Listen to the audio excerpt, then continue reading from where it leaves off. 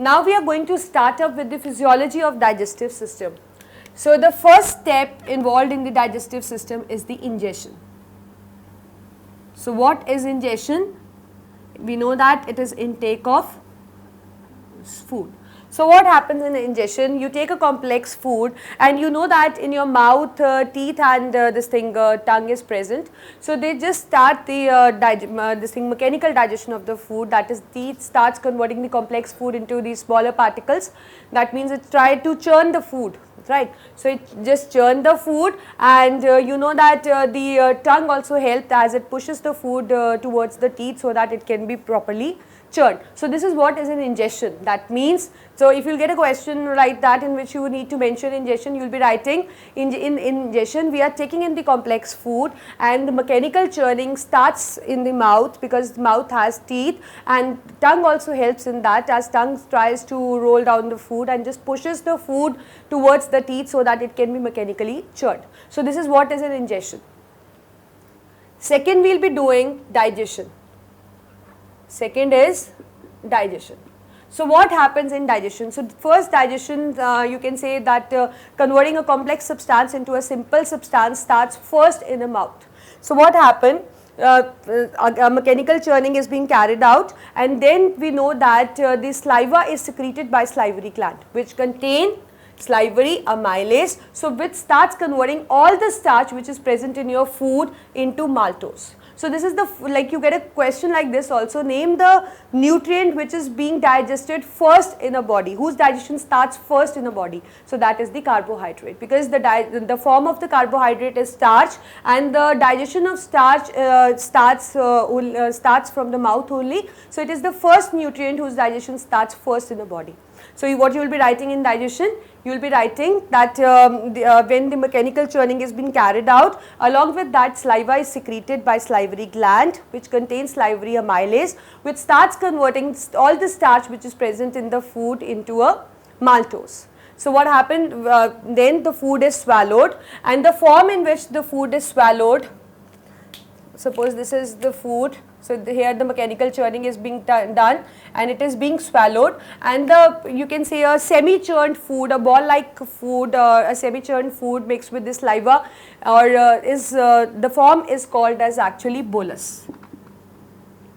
So what you will write is that saliva just try to containing salivary amylase will start converting the starch into maltose, and then the food is swallowed, and the form in which the food is swallowed from mouth to esophagus is called as bolus. So then the food passes from this pipe and reaches the stomach.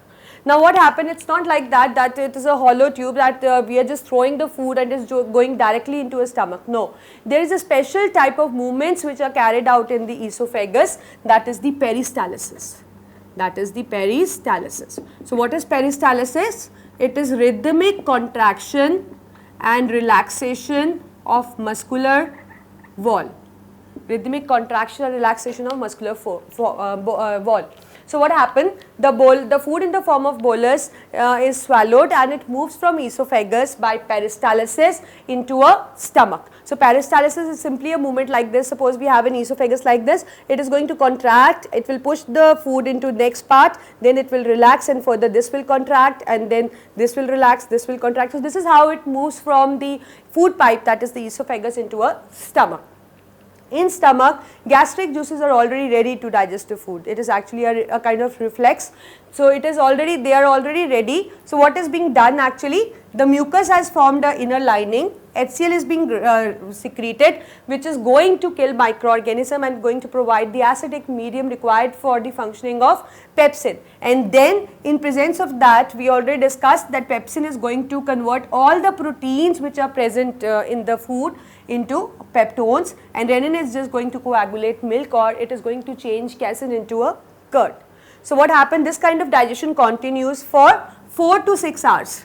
Food stays in stomach for 4 to 6 hours. Then after 4 to 6 hours, it moves from the stomach into a small intestine. That is the first part of intestine, that is the small intestine, that is the duodenum. So the form in which a partially digested food which moves from stomach into a small intestine, this form is called as chyme. Do not get confused. Bolus is a form in which you swallow it from mouth to esophagus, and chyme is a form, a semi-digested food which moves from stomach to a first part of small intestine, that is the duodenum. So it enters the duodenum. Let's say that this is the food.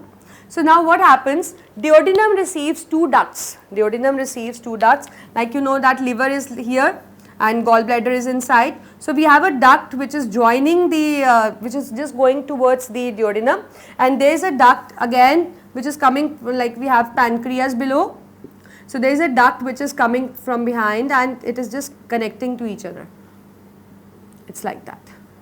So what is this? This is a bile duct coming from liver, and this is a pancreatic duct coming from pancreas. They both unite to form a common duct and pour their secretion into a small intestine. So what happened? Bile duct comes from liver and pancreatic duct comes from pancreas. They both unite and they just open into a small intestine.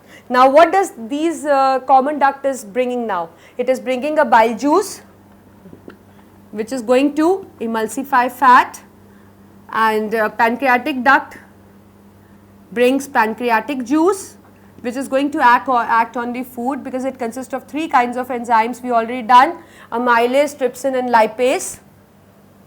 Amylase, trypsin and lipase, which is going to convert starch into maltose. Trypsin is going to convert peptones into peptides, and lipase is going to convert fat into fatty acids and glycerol. Now there is one problem, as we know that in stomach acidic medium is being secreted, and when the food passes from stomach to small intestine, it is again carrying an acidic medium. But there is one problem, that pancreatic juice cannot function in presence of acidic medium. They need an alkaline medium. So alkaline medium is provided by the bile juice, because bile juice, like from the liver, it's not only the bile juice which is coming, along with that it is bringing bicarbonate ions also. So these ions are going to provide alkaline medium, and why it is required? It is required for the functioning of pancreatic juice. So that means in the presence of, so what happened actually, first the bile juice comes. So bile juice going to emulsify fat, and bicarbonate ions are going to provide alkaline medium, and in that medium, presence of medium, pancreatic juice is going to act. That is amylase which converts starch to maltose, trypsin will convert peptone to peptides, and lipase in fat to fatty acid and glycerol. So this is what is done in the duodenum. The reaction continues, it moves from jejunum, again the digestion continues, it moves towards the third part of the intestine, the last part, that is the ileum. So in ileum, we know that in ileum the intestinal gland is present which secrete intestinal juice. So ileum is the part which is going to end up the digestion, because the intestinal juices are erypsin, lipase, maltase. They are just going to form the end products, that is erypsin is going to convert all the peptides into amino acids, lipase is going to convert all the fat into fatty acid and glycerol, and maltase is going to convert maltose into glucose and fructose, and the digestion ends here. These are the simplest substances, you can say that. These are the simplest substances in which our body cells are actually familiar with, that they can actually absorb these substances. So these are the simplest ones, so digestion ends here. So this is what is the ingestion we have done, and this is what is the digestion which I have told you. Now we have is the third part, that is the absorption. So what is being done, because the food is already being converted into the simplest substance, now it is a time to send the simple food particles towards all body cells. So what happened, like this is ileum, I am just going to draw a third part of intestine, let us say this is ileum. So in ileum there are special structures present like this in the wall of ileum, a thread like structures, a hair like structures, and they are called as villi. Sometimes you may pronounce it as villi also, but I think the appropriate pronunciation is the villi. So the thread like structures are present that are called as villi. They are not going to participate in the digestion, as you must be thinking that they are present in the intestine, so they might participate in the digestion, but they do not have any function related to the digestion. They just increase the surface area for the absorption. So what does villi do? Increase surface area for absorption. So food is being absorbed, sent to blood, and through blood it is sent to all body cells. So this is called as absorption. So next we have is the next step is the assimilation. In assimilation, all the body cells which have already absorbed the food, the simple food, is going to produce energy by oxidation of food, and this is what is called as assimilation. So assimilation is the production of energy from the absorbed food by the body cells.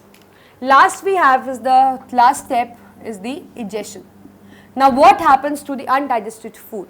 Because all the food which we take up is not being useful or is not absorbed by the body. There are certain substances which are regarded as waste. So what they do, they move from ileum to this large intestine. They pass from cecum, colon and rectum. In these areas the water absorption actually takes place. The water absorption actually, they try to you can say extract the water as much as they can. So it gets temporarily stored in the last part, that is the rectum, where it turns into feces, and then through anus it is ingested out. So what is egestion? Egestion is that, and it is the removal of undigested food. How? It passes from ileum to large intestine, that is passes from cecum to colon and rectum, in which during its passage all the water absorption take place, all the mineral water, whatever we can extract from the food is being done, and in the rectum it is being converted into a solid, semi-solid kind of form, that is called as feces, and then through anus it is digested out. So this is what is the human digestive system of a man, and the digestive system of man. And if you get a question like this, then just the way I explained, you just try to do that. You won't be creating any mistake. So what first write that man is in a heterotroph, and out of that holozoic is the mode, and then coming on to the the alimentary canal and associated gland, explain them briefly, and then just try to club them both and make the physiology, and just make a examiner understood that what actually you mean to say, right. So this is what is a digestive system of man.